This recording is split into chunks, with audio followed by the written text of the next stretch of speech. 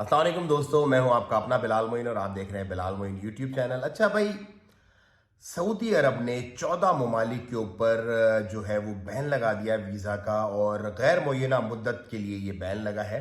और अनफॉर्चुनेटली उसके अंदर पाकिस्तान भी शामिल है। मतलब आजकल जो भी वीज़ा बैन कहीं भी दुनिया में लग रहे हैं उसके अंदर पाकिस्तान का शामिल होना कोई अचंभे वाली बात नहीं है। जैसे यूएई ने बैन किया, ओमान ने बैन किया, अब सऊदी अरब से भी ये न्यूज़ आ गई, अमेरिका में भी कुछ बातें चल रही हैं। तो सऊदी अरब से रिलेटेड ये वीडियो है कि सऊदी अरब ने किन वीज़ास पर बैन लगाया है, कितने टाइम के लिए बैन है और ये बैन क्यों लगाया है। तो इस वीडियो में मैं आपको ये तमाम बातें बताऊंगा इंशाल्लाह। अच्छा, वैसे तो ये 1 फरवरी 2025 से लागू हो गया है ये मामला, लेकिन ऑफिशियल न्यूज़ जो है, ऑफिशियल कंफर्मेशन जो है वो अब इसकी आने शुरू हुई है।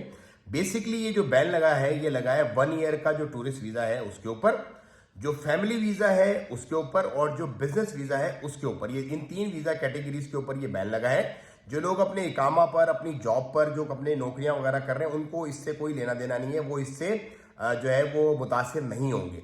अच्छा, जो लोग अपने अकामा वगैरह, अपनी बिजनेस, अपनी नौकरी वगैरह वो कर रहे हैं वो ऑलरेडी वैसे ही कंटिन्यू रखेंगे जैसे कि वो कर रहे हैं ऑलरेडी, उनका इनसे